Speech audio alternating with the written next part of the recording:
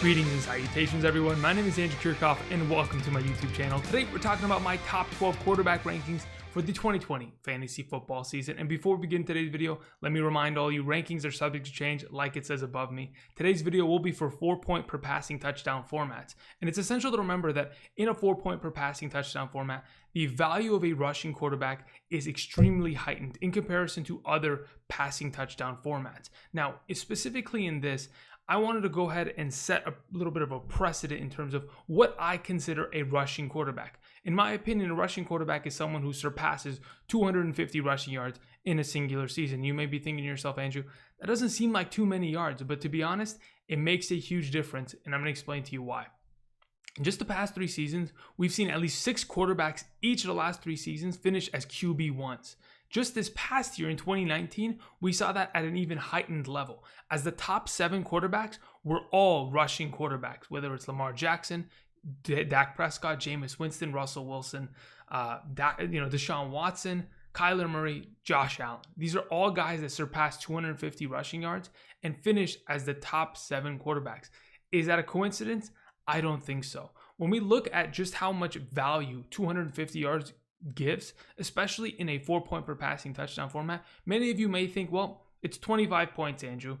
What's the give? It's not that much. To be honest, it really does make a difference, especially when we consider that 25 points just this last season is the difference between being the number 12 quarterback and the number 7 quarterback, and can certainly win you a game in fantasy football on a given week. On top of that, when we look at the quarterback position as it currently stands, we saw a little bit of regression as an entire position this last season. From 2018, we saw 9 quarterbacks finish with 30-plus passing touchdowns. This past season, only 4 quarterbacks accomplished that feat.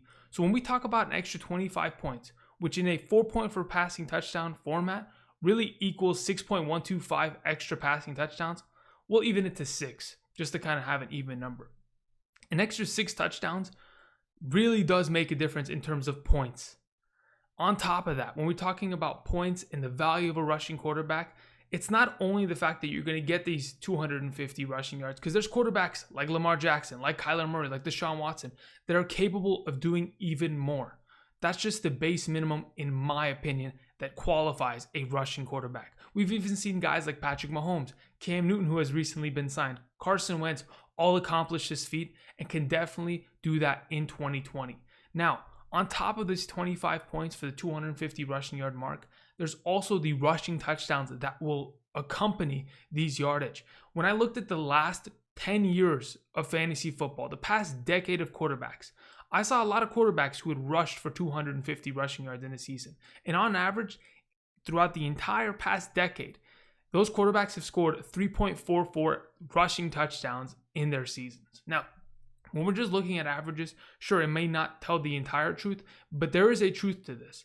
When you're more likely to run the ball, there's more of a likelihood for your quarterback to have an extra rushing touchdown, and specifically 3.44 a season. An extra, 3 touchdowns, if we round it down, that's another 18 points, making the 25-point difference a 43-point difference.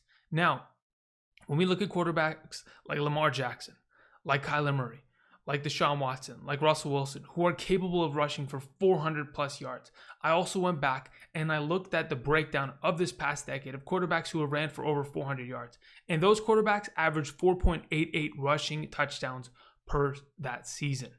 To be honest, you can round that up, you can round it down. No matter what you do, there are a bunch of points that rushing quarterbacks will be in line for, and it's something that we cannot deny any longer, considering as of right now, the top 12 quarterbacks are really consisting of rushing quarterbacks. Now, you may be thinking, well, okay, Andrew, it's because of the scoring format.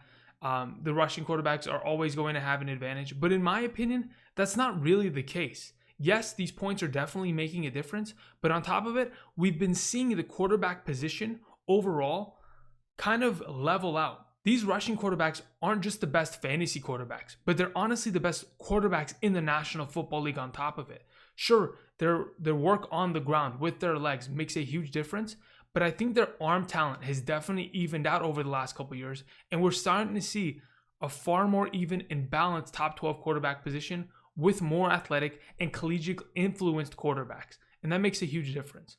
overall, I just wanted to go ahead and set that precedent, kind of give you guys my perspective on the rushing quarterback. And without further ado, I'm ready to get into my top 12 rankings. Now, before we do that, let me remind all of you, please click the like button. It really does make a huge difference for the channel. Helps me get more exposure. So thank you for doing that. If you have any questions, comments, concerns, as you know, down in the comment section. And don't forget to click the subscribe button for more fantasy football content for the entirety of the 2020 season. So without further ado, let's get into my top 12 quarterback rankings. Starting off with my number 1, Lamar Jackson, the 2019 league MVP, a guy that, similar to Christian McCaffrey, who was my number 1 running back, Lamar Jackson as my number 1 quarterback is no surprise. He was absolutely legendary last season, and I mean every syllable of that word. Lamar Jackson accomplished so much last season that we did not expect.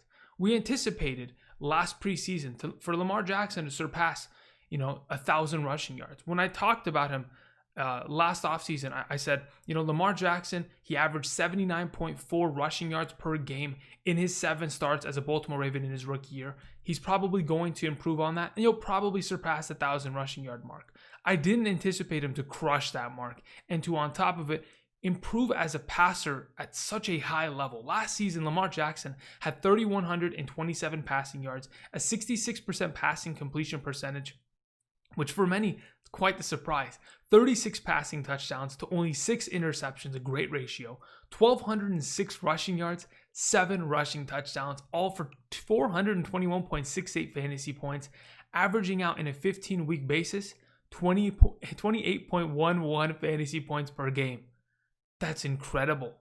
I mean, that's only 4 point per passing touchdown formats. Imagine if you had it for 6. This dude threw the most touchdowns last season with 36. And he was only 7.4 points shy of Patrick Mahomes' record from 2018. Imagine that. And he played 1 less game than Patrick Mahomes. I mean, all in all, Lamar Jackson had a legendary year last year. And for fantasy owners, you far in a way remember that. This is a guy that had 14 QB1 performances and 14 games of 20 plus fantasy points. Those kind of performances, they don't just, do their job. They win you games on a weekly basis, and we all know that. On top of it, he scored 2+ touchdowns 11 of his 15 games and had 60+ rushing yards in 12 of his 15 games. This is a guy that outscored Deshaun Watson from weeks 1 through 16, obviously because Lamar Jackson didn't play in week 17. In weeks 1 through 16, Lamar Jackson outscored the next best quarterback by 89.7 points. He was absolutely unstoppable, and it just goes to show that the rushing attack in the National Football League, nothing to really think that there's some regression. Sure, these conversations could be made. But when they do it at such an effective level, when Lamar Jackson is considered, according to PFF, as the best rusher from 2019, kind of turns heads. On top of it, a lot of people are going to say regression is coming, all this kind of jazz. And I 100% believe that you are correct. The regression is coming, but not at the level that you may presume. Every season for the last, 8 years, since 2013, every QB1, starting from Peyton Manning's ridiculously record-breaking season, from 2013 till now, every QB1 at the end of the season has not followed their season with a positive fantasy performance. In fact, the regressions have been horrible. A lot of these league MVPs who finish as number 1 either get injured or have, 70, 80, hundreds of points of regression. And hopefully that's not the case with Lamar Jackson, but history tells us that regression is definitely coming. And a lot of people may be thinking that the regression's coming in the running game, but let's be honest, 36 passing touchdowns and, having 3,000 passing yards and a 66.1% passing completion percentage, that's nothing that we anticipated. So I expect the regression to be there. But even if we add the regression there, let's say, for example, we take Lamar Jackson and we take those 36 passing touchdowns and we make him, we take away 18 of those from last season. He still would have been the QB1 last year. With 18 less passing touchdowns, he would have still been the QB1. Just saying that for myself is just insane. Now, you may be thinking, well, Lamar Jackson is not as talented of a passing quarterback. Definitely, we're going to see his completion percentage drop, his passing touchdowns drop. That might not be the case. Even with the fact that those are possibilities, he is still a valuable quarterback when inaccurate. Last season, when he had less than 65% passing completion percentage in 6 games, he still averaged 25.28 fantasy points in those games during the regular season. I mean, all in all, Lamar Jackson's incredible. He was the number 6 overall rusher, yet having 100 less rushing attempts than any of the guys above him. He had the 13th most overall red zone rushing attempts, despite only having 30% of the Ravens' red zone shares because of Mark Ingram and Gus Edwards on the ground. On top of that, Lamar Jackson isn't just a guy that's, he's got an arm, he's got legs.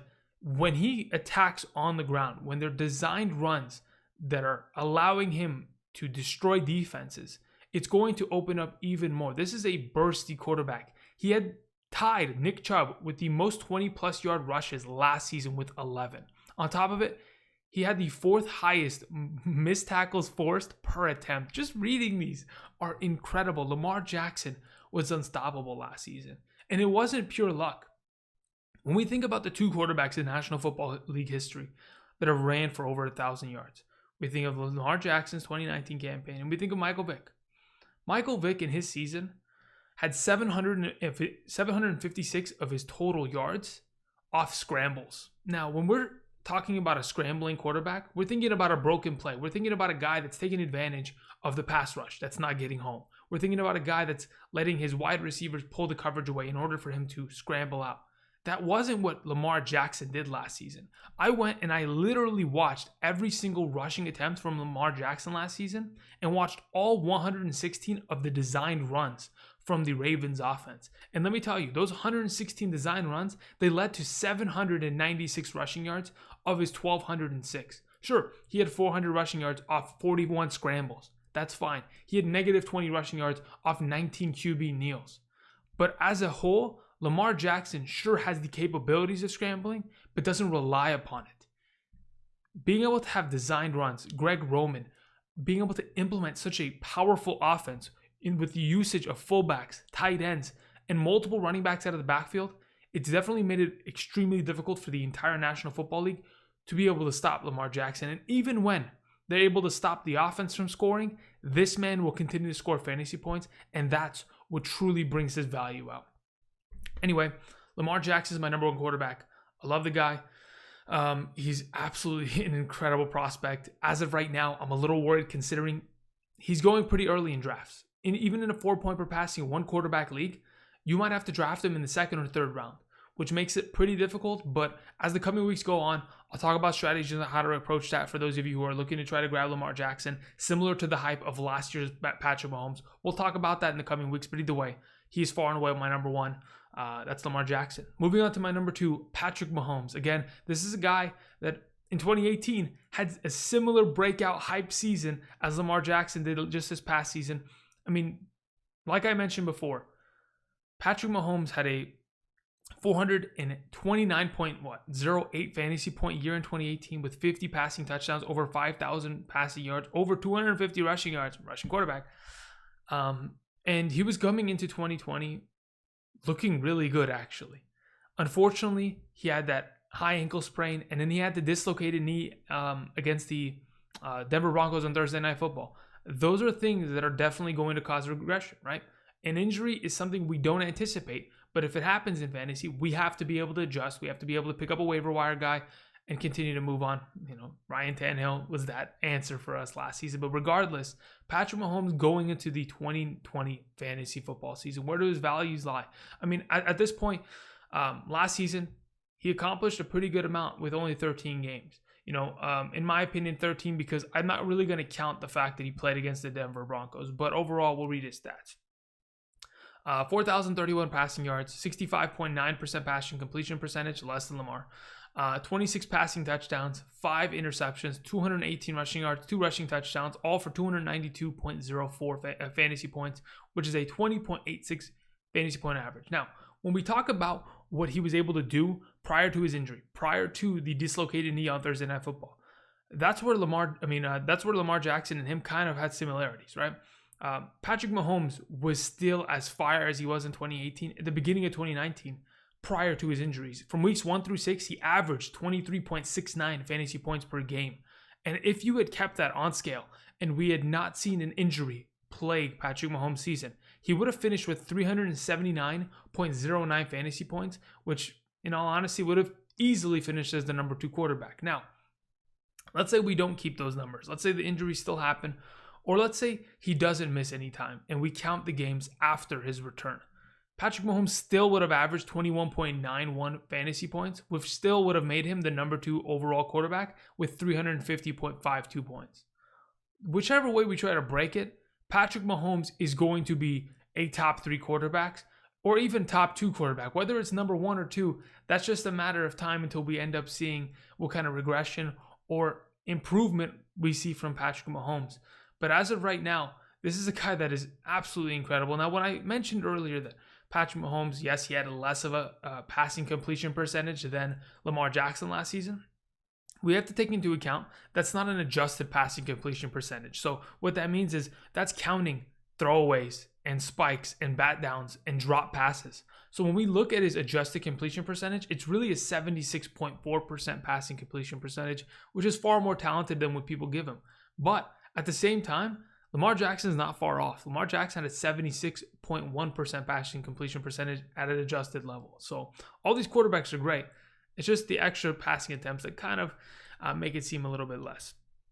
Regardless, Patrick Mahomes going into 2020, what are we going to remember? We're going to remember the fact that he has a ceiling of 50 touchdowns. We're going to remember the fact that this is a guy that started out hot in 2019. And we're going to remember that he finished off at a very high level by winning the Super Bowl. I mean, in the 3 playoff games that he performed, he scored 12 touchdowns. He averaged 33.18 fantasy points in his playoff run against Houston, Tennessee, and then the 49ers, which in my opinion, those are some good defenses. Houston, obviously not so much, 5 touchdowns, But regardless, Patrick Mahomes performed, and that's what people are going to remember, and that's what, in my opinion, they should remember. Now, it may increase his value, and it may make it harder to draft him because people are taking him in the 3rd or 4th round. But all in all, it's because Patrick Mahomes is worth that kind of value. When we look at the talented positions that surround him, I mean, Tyreek Hill, Sammy Watkins, Mecole Hardman that was just added last year. We still have Travis Kelce. You still have guys like Damian Williams, and they went and drafted a 1st-round running back out of LSU, Clyde Edwards-Helaire. I mean, these are extremely talented skill positions and fast at that. I mean, the deadly speed that this offense has just makes it so much more of a potent offense for the arm strength that, a guy like Patrick Mahomes has in being able to just spread the offense and stretch out defenses. All in all, when we look at the offense from last season, we saw, Tyreek Hill, he missed 4 games. Sammy Watkins, after week 1, that huge 3-touchdown performance, he kind of disappeared and he still missed 2 games due to injury. Damian Williams missed 5 games due to injury. LaShawn McCoy missed 3 games due to injury. All in all, this team was beat up last year and they were able to get it done at the end of the season when it truly counted. All in all, I expect this offense to continue to be as good as they've been. This is a MVP and Super Bowl winning quarterback. We know his ceiling. And to be honest, let's say, for example, he doesn't accomplish his ceiling. When we look at his averages from last year, he probably would have ended with like 4,500 passing yards, 35 touchdowns, 250 rushing yards, and like 3 rushing touchdowns. All in all, that sounds like the number 2 overall quarterback to me.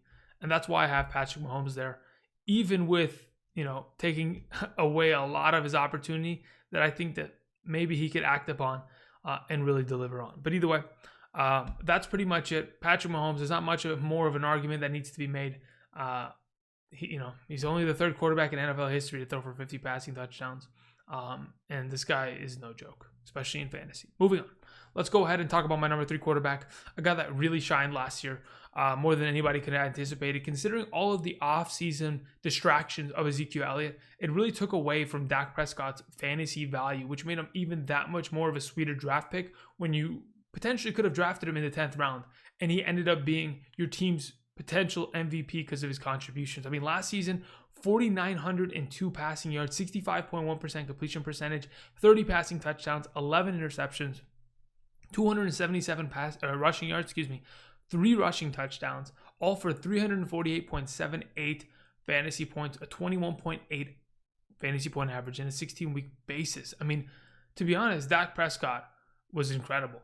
I mean, But it really isn't a shock, is it? Dak Prescott has been a QB1 every season of his career. Since coming into the NFL in 2016, he has been a QB1 every single year, and it hasn't stopped. So he's probably going to be a QB1 once again this year, especially once we look at everything that's surrounding him. On top of that, Dak Prescott's one of these consistent quarterbacks that not only makes it to the top 12 every year, but has scored 28 plus touchdowns every single season of his career. This is just something that cannot be ignored any longer. When we talk about his completion percentage, sure, it's low it's not even low at 65%. Adjusted rating, 76.1%. And that's mainly due to the fact that even though he had the huge breakout season where he had career highs in passing yards and passing touchdowns, he still had 43 drops from wide receivers, which was the most in the National Football League last year. So if we cut those in half, we get a little bit better receiver play. We truly could have Dak Prescott at an incredible level. I even watched the other day on YouTube a video where it's just 3 minutes of wide receivers dropping passes from Dak Prescott last year. Just boom, right in their hands onto the floor. It's incredible. And it's sad to see because there's so much more fantasy value to be had for a quarterback like this. So I'm excited about Dak Prescott's potential going into 2020. And that's why he sits in my number 3 spot. When we're talking about his potential, I mentioned this on my running back video. The Dallas Cowboys offense has truly shifted over the last couple of years. I mean, in 2016 and 2017, in Dak's first 2 seasons, this offense was a run-heavy offense. They ran the ball 50.8% of the time while only giving, Dak Prescott an opportunity to throw the ball 49.2% of the time. In comparison to teams that really pass the ball a lot, I've seen teams throw the ball 75% of the time, just to kind of put it in perspective. Now, the last 2 years, even though there hasn't been a huge jump, being able to pass the ball 55.8% of the time with Dak Prescott really has made a difference because it's the team and the organization and the coaching staff going ahead and, subliminally pretty much telling us that we trust Dak Prescott more. There's a reason why they went out and they drafted CeeDee Lamb in the first round. There's a reason why he has Michael Gallup as another weapon. They re-signed Amari Cooper on a huge contract, 5 years, $100 million. They could have let him walk. They could have gotten anybody else. But they want to support Dak Prescott for a reason because they believe in his talent and they know what he's capable of. Again, he produced 2 1,100-yard receivers last season. I mean, on top of it, even their third best receiver, which was Randall Cobb, had an 828-yard season, which was his best in a really long time. You add CeeDee Lamb to the equation, and you honestly might get 3 1,000-yard receivers. I know that's crazy, but it's always a possibility when we're talking about speculation, okay? Outside of that, this is a guy that surpassed 250 yards rushing every single year of his career. We had a little bit of regression in his rushing touchdowns, mainly because we saw an increase in Ezekiel Elliott's opportunity in the red zone. Therefore, we saw less of an opportunity for Dak, even though the 3 years prior, 16, 17, and 18, he'd scored 6 rushing touchdowns each of those 3 seasons. So he'd been definitely taking away a little bit of the fantasy help for Zeke, but it kind of leveled out. All in all, I think this offense is extremely talented. Their offensive line, their pieces in terms of the skill position, even a tight end. You lose Jason Witten, no problem. You still have Blake Jarwin, who's extremely talented. You bring in a head coach who, in my opinion, is far, far more of a offensive-minded head coach that could definitely help this offense, especially in 3 wide receiver sets. When we look at what Mike McCarthy was able to do with the Green Bay Packers, with Aaron Rodgers, with Jordy Nelson, with Devontae Adams and Randall Cobb, or you get rid of Devontae and you had James Jones or Greg Jennings, it doesn't really matter. The 3 wide receiver sets of Mike McCarthy's offensive-minded career have always been successful, and if he brings that to this offense and they continue to improve overall, I think Dak Prescott, the sky's the limit. He's my number 3 quarterback. I'm extremely excited about his potential this coming season, and that's why he's my number 3. All right, moving on. Number 4. Outside of Dak Prescott, the only other quarterback who has been a QB1 every single season of their career is Russell Wilson. Now, we could say technically Kyler Murray because he's only had 1 year and he was a QB1, but I'm not going to really count that. Russell Wilson has been a QB1 8 seasons in a row. That's absolutely ridiculous. Not only has he been a QB1 for 8 seasons in a row, this is a guy that's he has scored 34 plus touchdowns 4 out of the last 5 seasons. Talking about Mr. Consistency, That's Russell Wilson, and that's his nickname from here on out. This is a guy that last year produced 4,110 passing yards, 66.1% passing completion percentage. Adjusted rate would have been a 76.5%. 31 passing touchdowns, only 5 interceptions, 342 rushing yards, 3 rushing touchdowns for 333.6 fantasy points, 20.85 average. Again, Mr. Consistency, I mean, that's Russell Wilson. The fact that he's been a QB1 every season, yet he still, in my opinion, gets disrespected in terms of the yearly ADP of where he gets drafted, it's incredible, and I love it. I will take it every day of the week because Russell Wilson is a consistent quarterback. We all know that. And even in a offense that, in my opinion, has been running the ball 48% of the time for the last, since 2015. Since 2015, they've ran the ball at least 48% of the time. I mean, they've never really given Russell Wilson the opportunity to break out and throw the ball 60% of the time. That's never really been an opportunity. And even with that, he's still been lights out. He's absolutely incredible. When we think about the talent that he's lost around him, the offensive line has improved a little bit here and there, but they still lose pieces every year. On top of it, they lost Doug Baldwin, for the longest time was his number one. They lost Jimmy Graham. They let him go out into free agency. And they've tried to supplement those two players with other receivers by drafting or a bevy of tight ends that they've kind of tried to put together. And to be honest, yes, it still worked. But overall, the talent that's surrounding him has decreased over time. Yes, DK Metcalf is a fantastic, addition. Tyler Lockett has stepped up into the Doug Baldwin role. Now we have Greg Olsen joining the organization. And yes, Greg Olsen has been injured for many of his, career years as of late. But you still have guys like Hollister behind him. You still have guys like, goodness, am I going to really forget his name? Oh man, I know Luke Wilson's still on roster. I can't believe I forgot the other tight end's name. Regardless, they have a lot of tight ends on roster, and the fact of the matter is, adding another veteran like that in my opinion could help him in the red zone, only makes Russell Wilson even more of a threat. And now that I'm sitting around and I'm thinking about rushing quarterbacks, well, Russell Wilson is a rushing quarterback. He's averaged 435 rushing yards each of the last 3 seasons. This is a quarterback that has averaged great numbers on the ground, has been incredible through the air, has been in an offense that doesn't really want to pass the ball very much, and has still found success. Russell Wilson's incredible. He is Mr. Consistent. He should be drafted way higher than he typically is, and I'm glad he's not. But for those of you who are watching this, you'll know Russell Wilson's the go-to. And he's right now the GOAT in terms of consistency in fantasy. Overall, I think he's got a pretty good season ahead of him. Their offensive line, sure, could be far better. But when you add guys like Greg Olsen, you go and you sign Philip Dorsett to add a little bit more depth in the wide receiver position, considering they'll lose Josh Gordon. And they really do need another a third wide receiver to kind of help spread out this offense and give more viability. And in just watching the other day, there was a little bit of clips here and there of Russell Wilson and Antonio Brown working out. If Antonio Brown joins the Seattle Seahawks, Russell Wilson's my number 3 quarterback. That's why rankings are subject to change. Because Russell Wilson with Antonio Brown, it just becomes, the possibilities are endless. The ceiling is raised by a wide margin, almost cursed. A wide margin.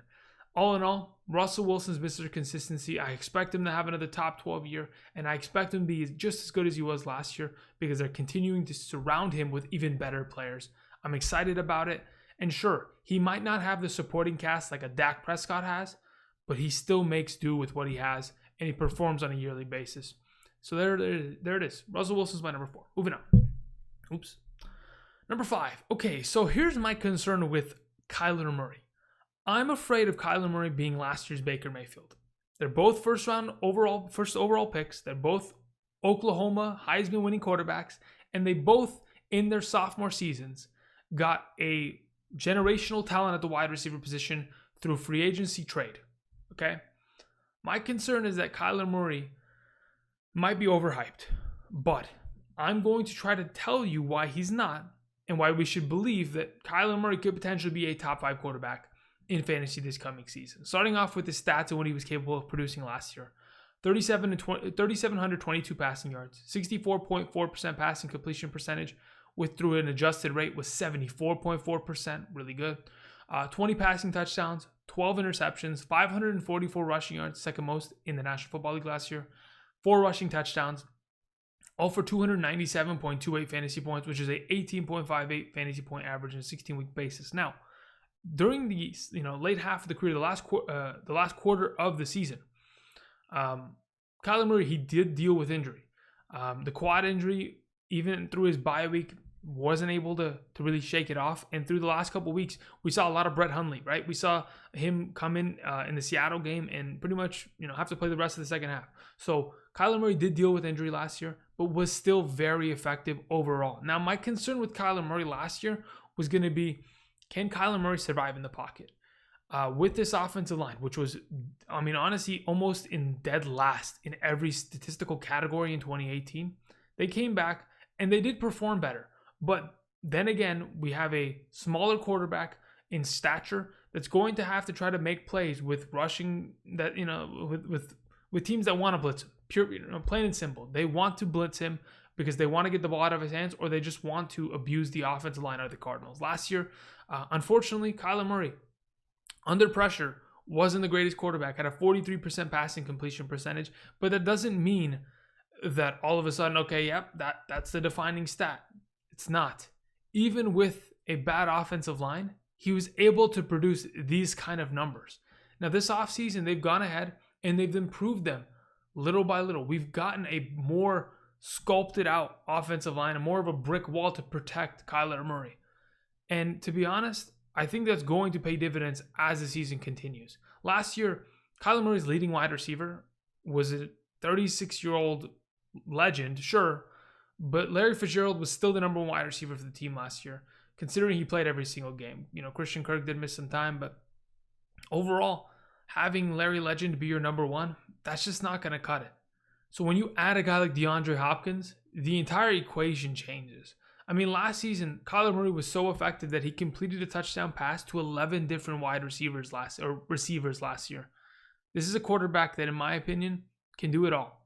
He can, complete passes through the air, which is extremely accurate, in my opinion, and deep passes. This is one of the guys that can really uncork the ball and let it go. On the ground, he's incredible, and his decision-making will improve over time with the experience. In an offense that wants to run pass the ball, nearly 60% of the time plus, we've seen them actually implement that offense and be quite effective at it. Last season, they ran 3 and 4 wide receiver sets 66% of the time. 11 personnel, like I mentioned not yesterday, but a couple days ago with Kenyon Drake, 11 personnel is their second favorite, offensive formation. And, that's only 32.5% of the time where you have at least one tight end on the field. Otherwise, they're running 3 and 4 wide receiver sets pretty much all the time. And when we talk about this offense improving, we have to again mention DeAndre Hopkins, but Kenyon Drake being there for the entire season, understanding the playbook, not just coming in and having to be thrown right into the equation. Kenyon Drake is going to improve. This is a guy that is capable of 50 catches and 400 receiving yards. When we add DeAndre Hopkins, this is a guy that is capable of 1,300 receiving yards and 10 touchdowns. A lot of people will say that DeAndre Hopkins has made his quarterbacks in his career. He's improved the quarterbacks that have surrounded him, which has made people believe that he's one of the best, if not the best, wide receivers in the National Football League because he doesn't have a Drew Brees throwing him the ball every single week. All in all, him being added to this offense, it stretches out the field. It opens up more opportunity for Kyler Murray to be even more successful. And even when perhaps he throws a little bit less of an accurate pass, when you have a talent like DeAndre Hopkins on the field, it's just going to open everything up. When I looked at the stats at the end of the season, and I looked at Kyler Murray and I looked at Josh Allen, I really saw them as almost identical. Passing touchdowns identical, interceptions pretty much the same, rushing yards the same. The rushing touchdowns is pretty much the big difference, and so is passing yards, right? So Josh Allen has a lot more rushing touchdowns. Kyler Murray had more passing yards. All in all, I really do think that Kyler Murray is going to improve because when we look at what Josh Allen was able to do last year, Josh Allen is a guy that went 10-6 last year. That was the best record that the Bills had in 20 years. While the Cardinals struggled all season long, went from 3-3-1 as their official record to losing 7 of the last 9 games. When we get a better defense to support Kyler Murray, to get him on the field, when we have more offensive pieces for him to be able to feed, and a better offensive line up front, more experience under his belt, and Cliff Kingsbury with more experience as a head coach and offensive-minded guru, I expect Kyler Murray to be a top 5 quarterback. He's my number 5. Should be good to go. Moving on to number 6, Deshaun Watson. Deshaun Watson is an interesting cat right now. When we talk about, DeAndre Hopkins leaving, that's pretty much everything that's kind of surrounded Deshaun Watson this offseason. And it's unfortunate, right? Because he isn't just made from his one singular wide receiver. That's not the case. This is a talented quarterback, and he's proved that over the years. Now, Deshaun Watson, in 2018 and 2019, both years, back-to-back seasons, finished as the number 5 overall quarterback in 4-point for passing touchdown league formats. And to be honest, under the circumstances he's currently in, number 6 seems like the right spot for him. Even though last year he had almost identical numbers to his 2018 season with 3,852 passing yards, 67.3% passing completion percentage, which an adjusted rate was 76.3%. 26 passing touchdowns, 12 interceptions, 413 rushing yards, 5 rushing touchdowns, all for 332.48 fantasy points, a 22.16 fantasy point average. All in all, Deshaun Watson is a fantastic quarterback. We know that. And yes, DeAndre Hopkins over the last couple of years has accounted for 31% of Deshaun Watson's target share and 35% of Deshaun Watson's passing touchdowns. I mean, in the 38 games that they've played together, Deshaun Watson has been an effective quarterback, and it's definitely had to do with the fact that he's had a veteran wide receiver with the talent of Deshaun Watson. But I, in my opinion, do not believe that that is the defining factor. The fact that he's averaged 22.37 fantasy points in his 38-game career isn't 100% attributed to the contribution of DeAndre Hopkins. There are other receivers in this offense, and that's exactly what they did. They got rid of DeAndre Hopkins, and they addressed their need. They need to protect their quarterback. They need to surround him with good offensive skill positions. The offensive line was far more improved, in my opinion, last year. Looking at their scores in terms of what PFF graded them at, this was a far more improved offensive line. Obviously, when you add a guy like Laramie Tunsil to protect the blind side of your franchise quarterback, it's going to make a difference. Now, when we talk about the pieces that they've surrounded him with in terms of the wide receiver or running back position, this is where the real big difference maker is going to come from. Deshaun Watson, we all know, is a capable quarterback. This is a guy that's averaged, 500 rushing yards or, about 450, 500 rushing yards each of the last 2 seasons. Even in his rookie year, where he only played 7 games, he surpassed 250 rushing yards. This is a capable running quarterback. He will always have the ability to move with his legs. But on top of it, the arm strength, the ability to be able to spread the ball out, that's valuable. When you add a guy like Brandon Cooks this offseason, despite the departure of DeAndre Hopkins, it gives me confidence because, Brandon Cooks is a guy that from 2015 through 2018 recorded 1,000-yard seasons every single year with 3 different teams. Yes, he's joining his 4th team in his short career. But I expect this guy to be a 1,000-yard receiver. I expect this guy to be a number 2 wide receiver by the end of the season. Certainly, because Brandon Cooks has the ability and Deshaun Watson has the arm strength and the arm talent to get the job done there. When we add a guy like Randall Cobb throughout his career, since 2013 has averaged 800 receiving yards. Sure, Randall Cobb doesn't have to come in and make the immediate difference because there are still guys like Will Fuller, Kenny Stills, Kiki Cutie, and then you add Brandon Cooks, you add Randall Cobb. The talent that surrounds him may not have an A+ blue chip top 5 wide receiver, but you have a lot of supporting players that are going to contribute for Deshaun Watson's overall fantasy value. You add a guy like this, like David Johnson. Sure, last season you had Carlos Hyde come in, 250 rushing attempts, surpassed the 1,000-yard rushing mark, was a great addition due to the fact that they lost Lamar Miller.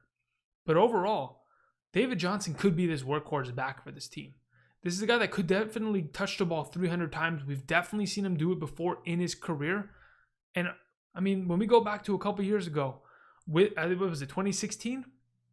With the Arizona Cardinals, he's caught the ball 80 times in a season before. Yes, they have Duke Johnson, but David Johnson could be a 3-down back and definitely make a huge difference within this offense and help Deshaun Watson even more.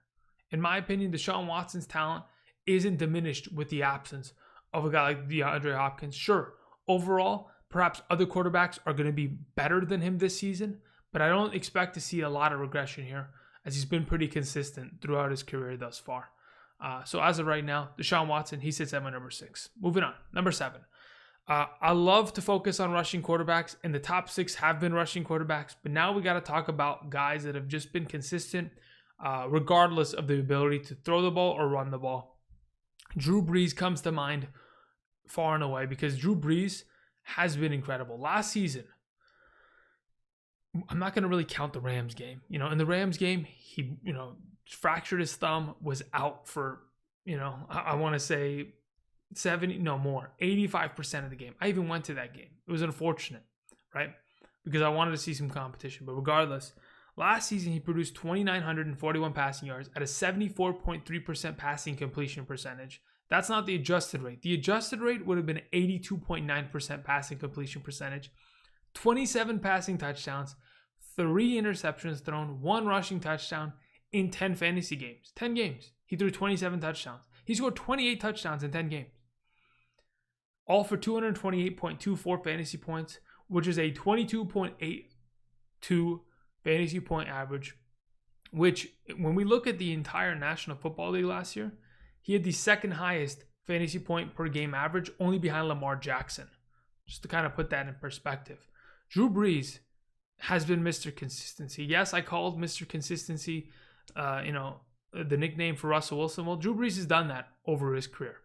In the last 10 seasons, in the past decade, Drew Brees has been a QB1 every single year except for 2019. Why? Because he got injured. He missed time. And that definitely caused the fact that he didn't finish within the top 12. Yet his numbers definitely support the fact that he's going to regain his throne among the top 12 quarterbacks because he's done it over an extended amount of time, and the team that surrounds him is only getting better at this moment in time. At this current juncture, when we looked at what he was capable of producing last year, averaging nearly 300 passing yards a game and 2.8 total touchdowns a game, it's no joke.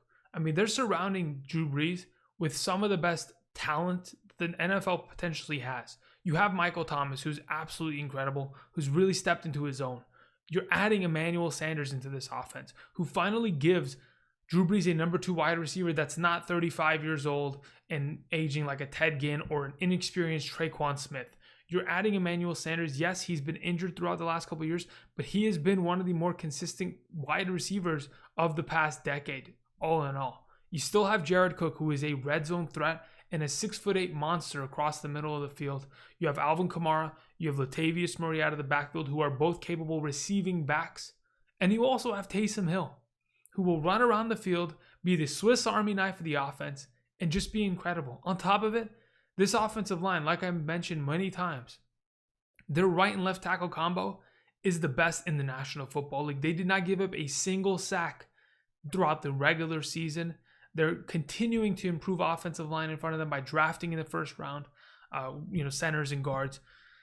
To be honest, Drew Brees has everything going for him in terms of fantasy and the team that surrounds him at this moment in time. Sure, the conversation of his arm strength diminishing over the last couple years, that conversation could be had. But when we look at him like in his passing completion percentage, when he throws the ball over 20 plus yards, it's really not that bad. I don't know why people freak out so much about it. But again, Drew Brees, what he was able to do for pretty much his entire career, being a top 12 quarterback. And then what he was able to do last year, despite missing so many games, and then coming back and just willing his team into the playoffs like he did. I'm excited to see Drew Brees. He plays in the NFC South, which is always, barn burners and, very competitive, high scoring fantasy contests back and forth. Drew Brees is my number 7. I'm very confident in that, and he should be good to go. Moving on. Let's talk about my next quarterback on today's list. Another quarterback who will be playing in the NFC South, Tom Brady. Yes, Tom Brady is my number 8 quarterback. He will be joining the Tampa Bay Buccaneers this year. And the thing is, Tom Brady may not be seen as a quarterback that is viable in fantasy anymore, but I'm just here to tell you that really that narrative shouldn't be the case. Tom Brady's been a top, 12 quarterback, a QB1, 7 in the last 10 years. And the only times he honestly hasn't finished as a top 12 quarterback, he's finished as either the number 13 overall quarterback, the number 14 overall quarterback in those respective years, or it was the year that he had a suspension. And even when he returned, his averages were so high that on a 16-game basis, he would have finished as or as a top 12 quarterback. This is one of the more talented quarterbacks in National Football League history. He is the GOAT. It is undeniable considering his championship wins. Now, the true test is, can you do it with another organization right now? We're going to take his stats of 4,057 passing yards last year with a 60.8% passing completion percentage, adjusted rate at a 72.9 passing completion percentage, 24 passing touchdowns, 8 interceptions, 3 rushing touchdowns for 271.68 and a 16.98 fantasy point per game average. We'll take those numbers, and what we're going to translate it into is what is he capable of doing when we surround him with far greater talent. I mean, incredible offensive skill positions that he had nothing even close to in New England the last couple of years, and something that honestly they've kind of been shying away from. Yes, they drafted N'Keal Harry in the first round last year, but due to his injury, wasn't really able to do anything. I mean, to be honest, outside of James White and Edelman, not a single other receiver on the Patriots offense last year had over 400 receiving yards. Let's take that into pretty much account. On top of it, the running game wasn't even effective. Sony Michel averaged 3.7 yards per carry because the offensive line was beat up as their center was gone, and James Devlin, their fullback, who unfortunately retired this offseason, was out for the season. This is an offense that last year for the Patriots just wasn't effective, not because of Tom Brady, but because of the pieces that surrounded him. He had the second most drops from the wide receiver position last season, only behind Dak Prescott, of course, like we mentioned earlier. But he had 34 passes dropped last year. Imagine if the offense around him just improves. When we add guys like Chris Godwin, Mike Evans.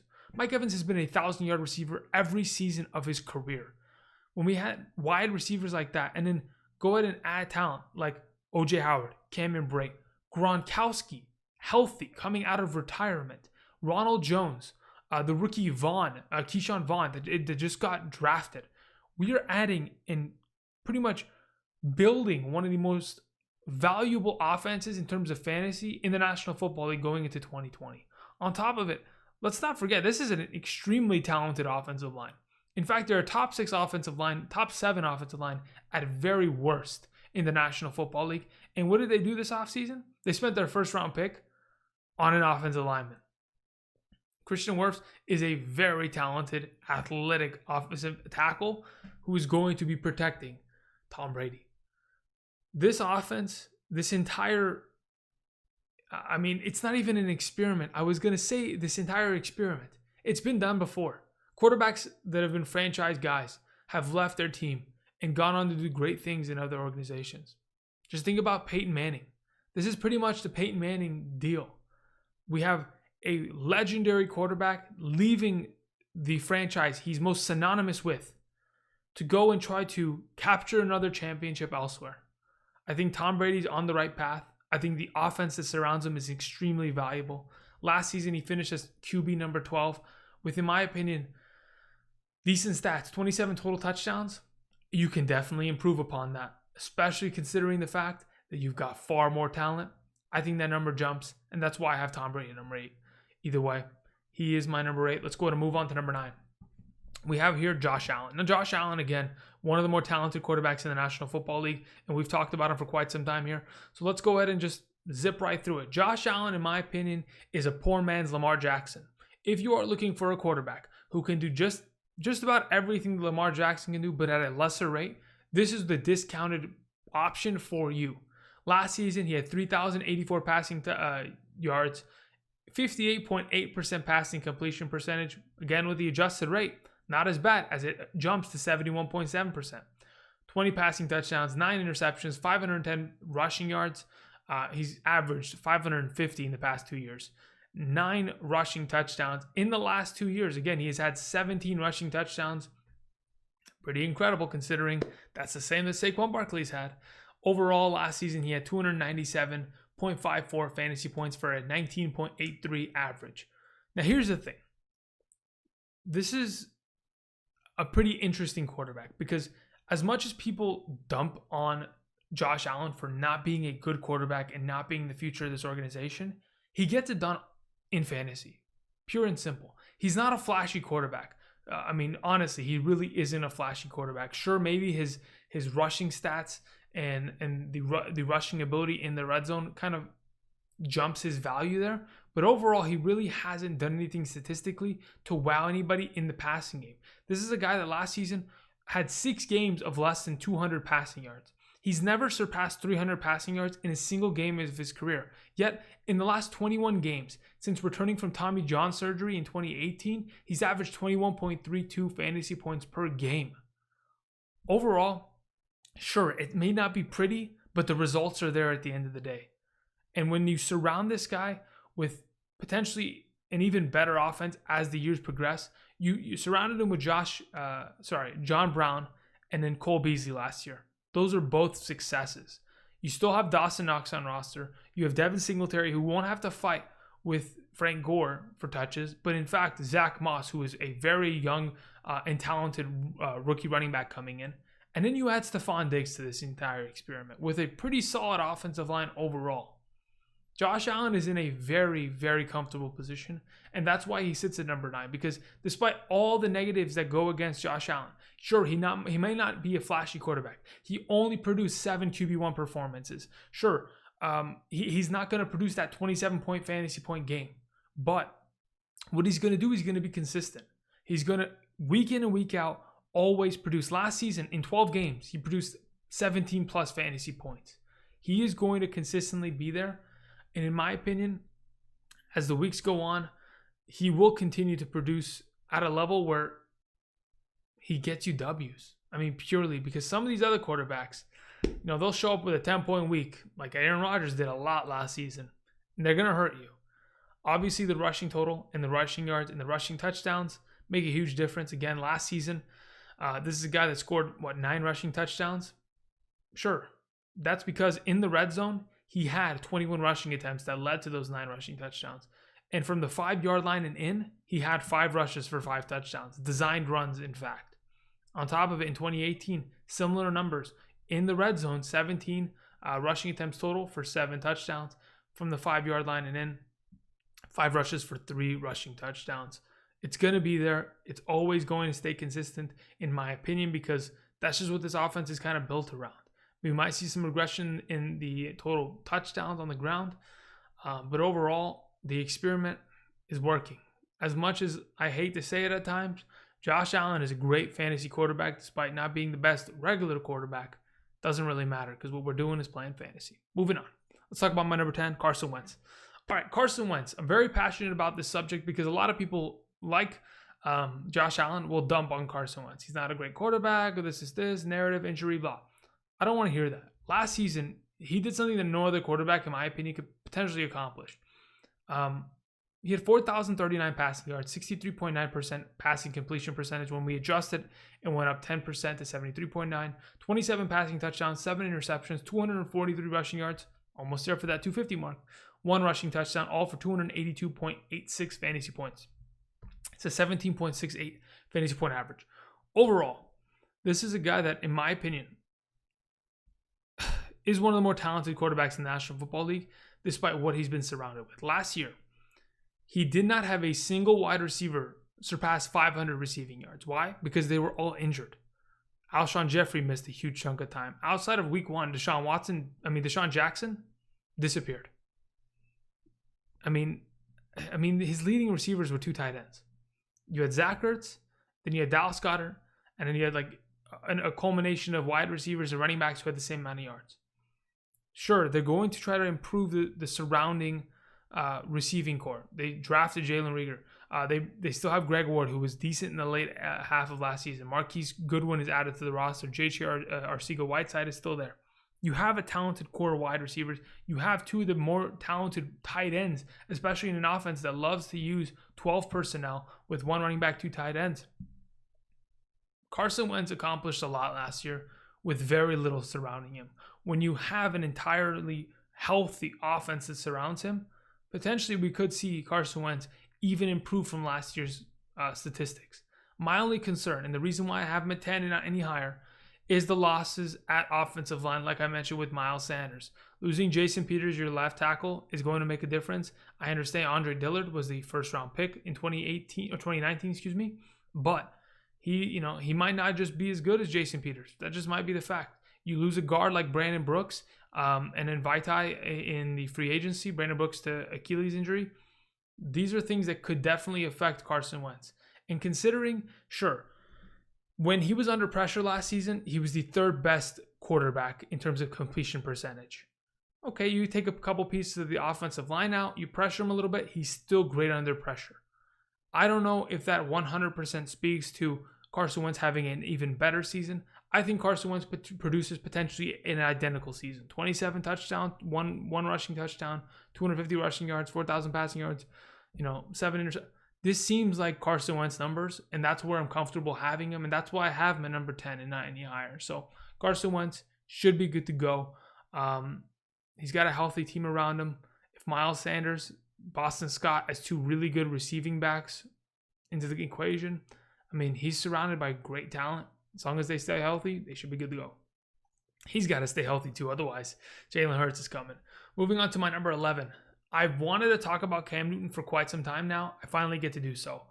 I didn't make a video on it because, I knew this video was coming out. I was already working on it. But regardless, Cam Newton's my number 11. And just hear me out, okay? Just take away any biases you may have had of Cam Newton in the past and just hear me out all in all. Last season, he missed the entire season practically. I don't even really count the games he played in because he was injured. He injured his foot against the Patriots in the preseason. He had his Liz Frank surgery, out for the season. And he's been rehabbing since. But the last time I saw Cam Newton, really saw Cam Newton, was in 2018. And a lot of people think, it's not 2017 anymore. Cam Newton isn't the guy. He's 31 years old. Guys, look at what he did in 2018. Cam Newton produced 11 straight games of 2+ touchdowns. On top of it, he had he had his best season of his NFL career in terms of passing completion percentage in 2018. Throughout his entire career, the guy averaged 58.5% passing completion percentage, obviously at a non-adjusted rate. But in 2018, he jumped that number nearly 10% to 67.9% passing completion percentage. And you may be thinking, why is that the case, Andrew? Did he just all of a sudden get better? No. Christian McCaffrey made him better. Being able to pass the ball out of the backfield the way he had with his prior running backs just wasn't as effective enough that what a guy like Christian McCaffrey was allowing him to do. Passing the ball 100 times to Christian McCaffrey surely makes a world's difference. And when we enter the Patriots organization, we got to kind of have to look at where is he going to land and what surrounds him in this offense, similar to how we looked at it with Tom Brady. But when we talk about 2018 Cam Newton, besides the increase in passing completion percentage, the 11 straight games of 2+ touchdowns, the fact that prior to his injury, from weeks 1 through 15, he was the number 5 overall quarterback, averaging 20.18 fantasy points per game. This is an incredible quarterback. In fact, he's been a top 12 quarterback, a QB1 in 6 of his 9 career seasons, obviously not counting last year, of course, because of the injury. But any game or any season that he was able to complete a 16-game season, he's been a QB1. Health has been wealth for a guy like Cam Newton, and I expect that to be the case this coming season, as he had the entire 2019 season to rehab his shoulder that hurt him in 2018, which forced him to miss 2 games. That, rehab this Liz Frank foot injury, that he will be healthy to go in 2020. I expect the Patriots organization to approach Cam Newton in a way that kind of, I guess, how do I explain this? They're going to try to copy the Ravens offense. The Ravens, the way that they were able to dismember the Patriots during the regular season, I think kind of got under Bill Belichick's skin. And I really do think they're bringing in Cam Newton to add another facet of the game and add another opportunity for a quarterback to run the ball in this offense to make them even far more effective. This defense, no matter what, yes, you may have lost a couple pieces here and there, they're still elite with, Bill Belichick still being able to call the shots. They're going to make a huge difference. When we look at the pieces that surround Cam Newton, we have Edelman, who is the go-to safety blanket, on top of, James White, who in my opinion will be the McCaffrey of this offense, which will help Cam Newton a lot. You have N'Keal Harry, which is basically his Kelvin Benjamin, 6'5 plus, but at least in shape and not Fat Albert. You have the Mohamed Sanu, who's pretty much going to play as his Devin Funchess. You bring in Marquise Lee, and then you draft 2 tight ends. Drafting 2 tight ends, not a bad idea, especially considering Cam Newton has always preferred throwing the ball to the tight end position, has even had Greg Olsen finish as his number 1 overall wide receiver in a specific year when healthy. Overall, I think this offense will be potent. Their offensive line, very talented. Their running backs, they have talent there. Certainly, especially with James White, which honestly is going to help Cam Newton the most. This is a team that's won the AFC East 10 years in a row. And I don't think Bill Belichick wants to stop that streak now. And I think Cam Newton's going to come in, and I think he's going to definitely help them. And when we're talking about a guy that is a capable running quarterback who has surpassed 250 rushing yards every single season of his career and has averaged 600 rushing yards every single season of his career, and to be honest, averaged 7 rushing touchdowns every season. I know the last couple of years, 4, 5, 6 rushing touchdowns. When you add 5 or 6 rushing touchdowns with a 400-yard rushing season, we're talking about a quarterback that's going to be in the top 12, regardless of what happens in the passing game. And I expect him to be effective in the passing game, considering he has talent around him. That, in my opinion, I think the Patriots' core of receivers here is more talented than what he had in Carolina. Obviously, minus the Christian McCaffrey. But I'm talking about wide receivers. Edelman, N'Keal Harry, Sanu is better than what he had in Carolina, and he was still able to produce over there. So overall, Cam Newton, I'm excited about him. He's my number 11. Moving on to the last quarterback I wanted to talk about today, Aaron Rodgers. Aaron Rodgers is a tricky situation. Aaron Rodgers in the last couple of years has been underwhelming. Last year, 4,000 passing yards, 62% passing completion percentage at adjusted rate, jumps up to, 73.3%, 26 passing touchdowns, 4 interceptions only, 183 rushing yards, and 1 rushing touchdown for 282.38 fantasy points, 17.67 fantasy points per game average. To be honest, Aaron Rodgers scares me. Even though Aaron Rodgers has been one of the most consistent quarterbacks in the National Football League, all-decade team, has been a QB1 8 out of the last 10 seasons. Obviously not the seasons that he's been injured, so he's pretty much been a QB1 every season that he's been healthy. Aaron Rodgers still scares me. When we look at Aaron Rodgers from 2008 to 2016, this is a different quarterback. This was a 35 passing touchdown per year, 3 rushing touchdown, lights up the league, and dominates kind of quarterback. As of late, in the last 2 seasons, we've seen a huge regression. He's averaged 10 passing touchdowns less, and honestly, that's a huge difference maker, especially when we're talking about 6-point passing touchdown leagues, and a guy that's really not going to run the ball over 250 rushing yards and get the potential additional points from that. It's mainly had to do with the fact that his receiving core that surrounds him is gone. There's no Jordy Nelson, there's no Greg Jennings, there's no Randall Cobbs, there's no James Jones.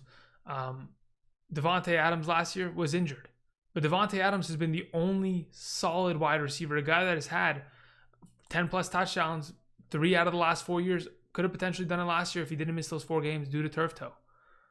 The surrounding wide receivers outside of that, Allen Lazard, Devin Funchess, Valdez-Scantling, they're just not enough for Aaron Rodgers to be able to break himself out of this slump. And I know a lot of people are saying, Aaron Jones had 16 touchdowns on the ground.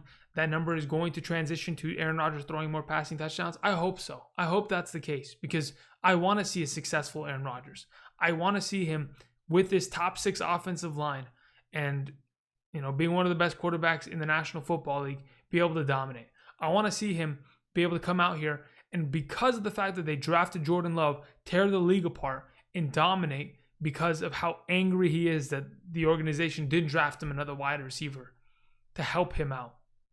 That's what I want to see. I want to see a different Aaron Rodgers. I want to see more of a, aggressive approach to everything. Last season, he was extremely underwhelming. He had 10 performances of less than 15 fantasy points. I talked about Josh Allen earlier. Sure, he's not going to blow the doors off the roof. He's not going to have that 5-touchdown, 6-touchdown game, right? But he's going to produce 17 plus fantasy points, 12 weeks. Aaron Rodgers, 10 weeks last season, produced 15 or less fantasy points. That's what's concerning, and that's what keeps him on the fringe here. I truly could see ranking subject to change, Aaron Rodgers dropping in the near future, but hopefully that won't be the case. Hopefully with Devontae Adams' full health and return and a regression from Aaron Jones, we see Aaron Rodgers put up 30-plus touchdowns. But all in all, I'm a little worried. Everything in this passing game has kind of, diminished over the last couple of years, and that's why until I'm proven differently, Aaron Rodgers sits at this point, and that's basically it. I want to thank everybody for watching. I appreciate you guys spending your time here today. Listening to me, talk about my top 12 quarterbacks. Again, rankings are always subject to change. Could happen any moment, like Cam Newton came out of nowhere, took Matt Ryan right out of here, snatched him right out. And if you like Matt Ryan, maybe let me know down in the comment section. Either way, if you like today's video, don't forget to subscribe to the channel for more 2020 fantasy football content. Like today's video, share it, comment down below. I appreciate it. And until next time, I'll see you guys. Peace. Have a good one.